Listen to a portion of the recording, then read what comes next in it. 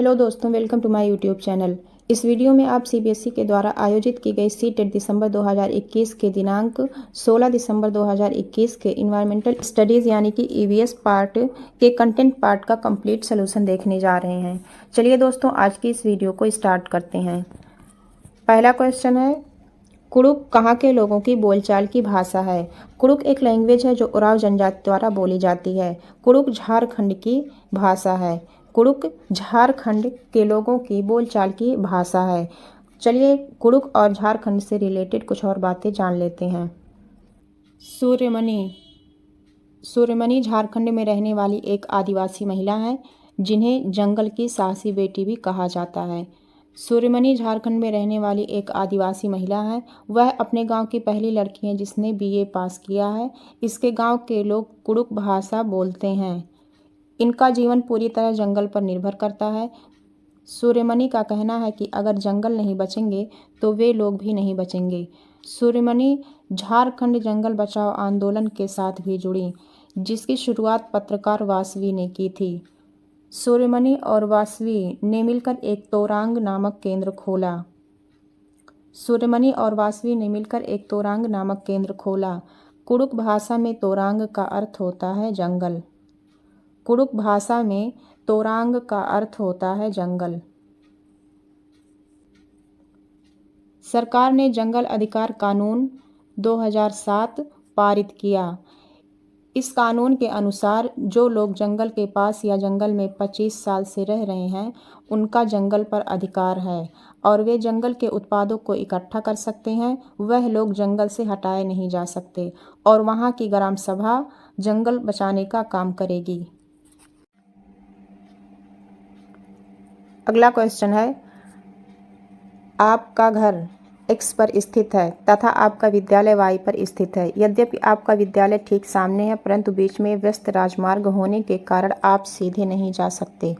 अतः आप पहले ठीक उत्तर में 100 मीटर दूर जाते हैं, फिर ठीक पश्चिम में 75 मीटर लंबा सुरंग पथ पार करते हैं और अंत में आप 100 मीटर दूरी पर ठीक दक्षिण में Y पर अपने विद्यालय पहुंचते हैं। Y पर विद्यालय के सापेक्ष X पर आपका घर कहाँ स्थित है? सबसे पहले हम X घर बनाएंगे। घर यहाँ पर स्थित है। अब जैसे जैसे क्वेश्चन कहता है क्वेश्चन के अनुसार हम चलते हैं। आप पहले ठीक उत्तर में 100 मीटर दूर जाते हैं। उत्तर की दिशा ऊपर की ओर होती है। पहले 100 मीटर उत्तर की तरफ चलेंगे, फिर ठीक पश्चिम में 75 मीटर लंबा सुरंग पथ पार करते हैं। 75 मीटर लंबा सुरंग पथ ठीक पश्चिम दिशा में, पश्चिम दिशा इधर की तरफ होती है। 75 मीटर पश्चिम और अंत में आप 100 मीटर दूरी पर ठीक दक्षिण में Y पर अपने विद्यालय पहुंचते हैं। अंत में 100 मीटर दूरी पर ठीक दक्षिण दिशा में, दक्षिण दिशा नीचे की तरफ होती है। 100 मीटर हम दक्षिण की दिशा में चलेंगे और Y विद्यालय पर पहुंच जाते हैं। यह है विद्यालय Y पर विद्यालय के सापेक्ष X पर आपका घर कहाँ स्थित है? Y विद्यालय के सापेक्ष X घर ठीक पूर्व में स्थित है और लंबाई हम यहाँ से ले लेंगे 75 मीटर, ठीक पूर्व दिशा में स्थित है। ऑप्शन थर्ड सही है। अगला क्वेश्चन है, कोई रेलगाड़ी नगरकोइल से 5 जून 2020 को प्रातः 4:15 बजे स्टेशन छोड़कर 7 जून 2020, यहाँ 2020 होना चाहिए, को प्रातः 3:15 बजे गांधी धाम पहुँचती है।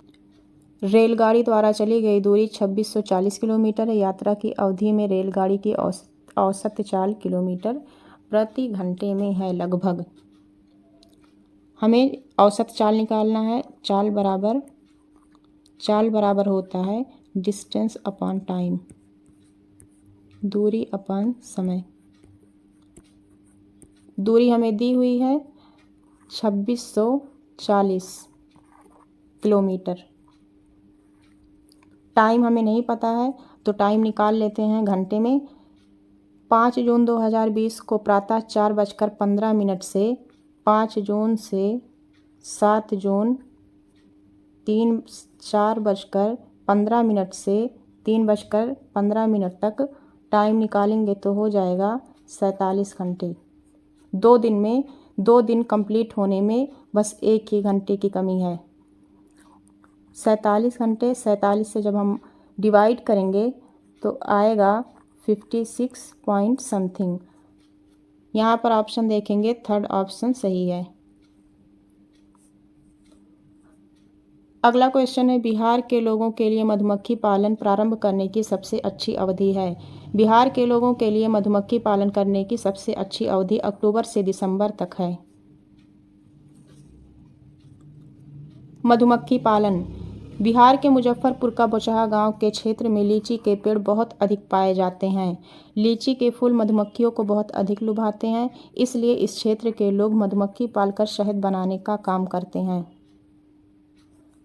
अक्टूबर से दिसंबर, यहाँ देखिए अक्टूबर से दिसंबर मधुमक्खी के अंडा देने का सही समय होता है, और जब अंडा देने का सही समय होगा तो यही मधुमक्खी पालन करने का भी यही सही समय होगा। अगला क्वेश्चन है, वेलक्रो का उपयोग बहुत सी चीज़ों को एक दूसरे के साथ चिपकाने में किया जाता है। निम्नलिखित में से किसने प्रकृति से प्रेरणा लेकर वेलक्रो को बनाया था?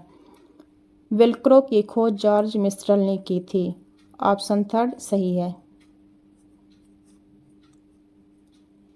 वेलक्रो, इसका आविष्कार जॉर्ज मिस्ट्रल ने 1948 में किया। ये आप लोग देख लीजिए वेलक्रो का फिगर। वेलक्रो से दोनों सतह चिपक जाती है और खुलने पर चर चर की आवाज़ होती है। कपड़े, बस्ते, जूते, बैग, बेल्ट आदि में इसका इस्तेमाल किया जाता है। अगला क्वेश्चन है, निम्नलिखित में से कौन सा भारत का संघ शासित प्रदेश है? निम्नलिखित में से जम्मू और कश्मीर संघ शासित प्रदेश हैं। ऑप्शन फोर्थ सही है। अगला क्वेश्चन, हमारे देश के नीचे दिए गए राज्यों में से किसमें एल्युमिनियम की खान है? उड़ीसा में एल्युमिनियम की खान है। ऑप्शन फर्स्ट सही है। अगला क्वेश्चन है, ब्रेल लिपि में मोटे कागज पर उभरे हुए बिंदु बने होते हैं, यह लिपि आधारित होती है। ब्रेल लिपि 6 बिंदुओं पर आधारित होती है। ब्रेल लिपि की खोज लुइस ब्रेल ने की। लुइस ब्रेल फ्रांस के थे। 3 साल की उम्र में अपने पिता के औजारों से खेलते हुए इनके आंखों की रोशनी चली गई थी। पढ़ाई में अधिक रुचि होने के कारण ये पढ़ने लिखने के विभिन्न तरीके सोचने लगे और फिर एक तरीका निकाला जो बाद में लुइस स्क्रिप्ट नाम से जाना गया। स्क्रिप्ट 6 बिंदुओं पर आधारित होती है।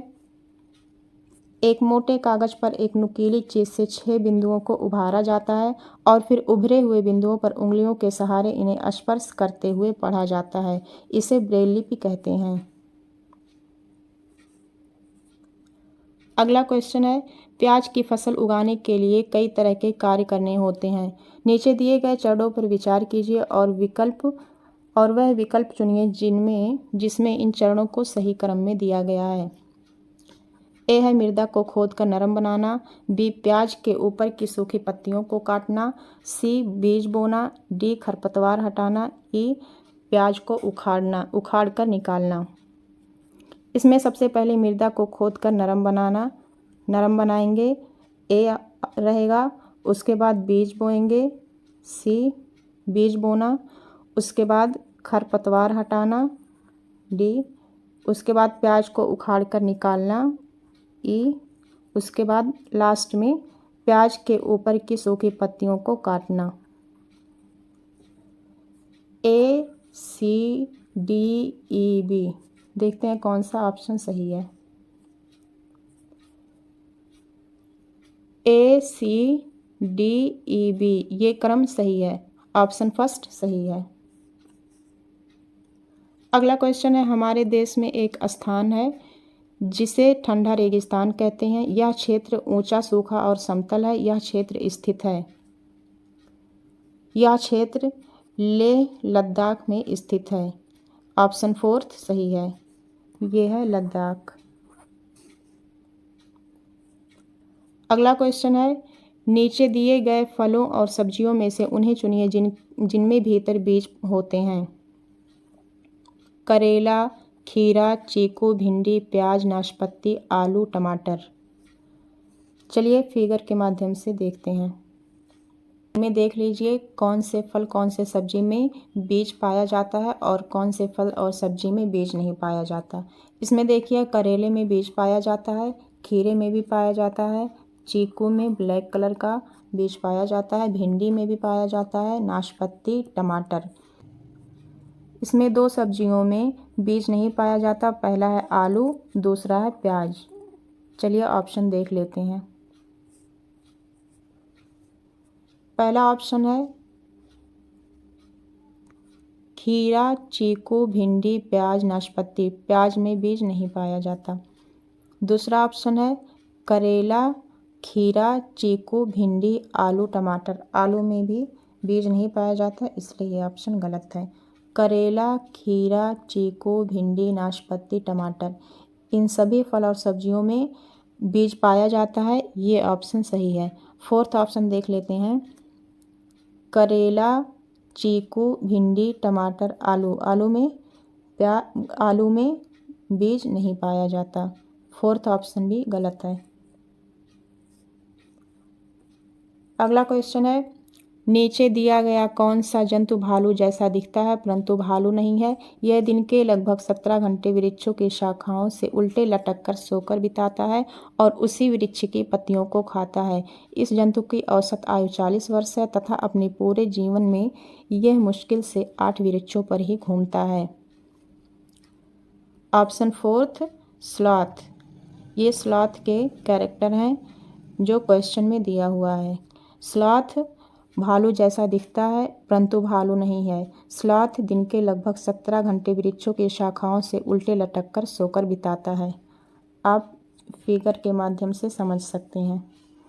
ये है स्लॉथ, ऐसे ही उल्टे लटक कर 17 घंटे सोता है और अपने पूरे जीवन काल में ये 8 वृक्षों पर ही रहता है।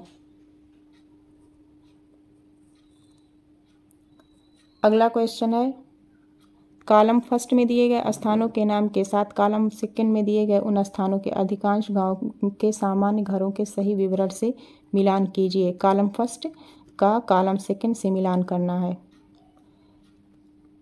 ए है असम। असम में बांस के खंभों पर बने ऊंचे उठे घर होते हैं। बी है लद्दाख। लद्दाख में पत्थर के बने घर, लकड़ी के फर्श और लकड़ी की चपटी छतें होती हैं। मनाली हिमाचल प्रदेश। हिमाचल प्रदेश में पत्थर लकड़ी के बने ढालू छत वाले घर होते हैं। राजस्थान में गर्मी अधिक होने के कारण मिट्टी के घर, कटीली झाड़ियों से बनी छतें होती हैं। अब ऑप्शन मिला लेते हैं। ए है थर्ड, बी है सेकंड, सी है फर्स्ट और डी है फिफ्थ। ऑप्शन में देख लेते हैं कौन सा सही है। तीसरा ऑप्शन सही है। तीसरे में सभी मिलान सही हैं। ए का थर्ड, बी का सेकंड, सी का फर्स्ट और डी का फिफ्थ। अगला क्वेश्चन है, हमारी पृथ्वी ग्लोब की भांति गोल है। वास्तव में पृथ्वी पर ऊपर या नीचे कुछ नहीं रहता, ये सब सापेक्ष है। हम भारत के लोग वास्तव में पृथ्वी के पृष्ठ पर नीचे दिए गए जिस देश के लोगों के सापेक्ष उल्टे खड़े हैं वह देश है अर्जेंटीना। ऑप्शन सेकंड सही है। अगला क्वेश्चन है, अपने खेतों से अधिक उपज प्राप्त करने के लिए कोई किसान उर्वरकों और कीटनाशियों का आधिक्य में उपयोग करके खेतों में बार बार धान की फसल उगा रहा है। उसका यह व्यवहार उसके खेतों की मृदा को, ऑप्शन फर्स्ट है, केवल धान की फसलों के लिए उपयोगी बनाएगा। ये ऑप्शन गलत है। आगे ऑप्शन देख लेते हैं। अन्य फसलों के लिए भी उपजाऊ बनाएगा। ये ऑप्शन भी गलत है। थर्ड ऑप्शन है, जुताई और बुआई के लिए उपयुक्त बनाएगा। ये ऑप्शन भी गलत है। फोर्थ ऑप्शन है, अंततः किसी भी फसल को उगाने के लिए अनुपयुक्त बनाएगा। फोर्थ ऑप्शन सही है। आज की इस वीडियो में बस इतना ही। मिलते हैं नेक्स्ट वीडियो में इन्वायरमेंटल स्टडीज़ के पेडागॉजी पार्ट को लेकर।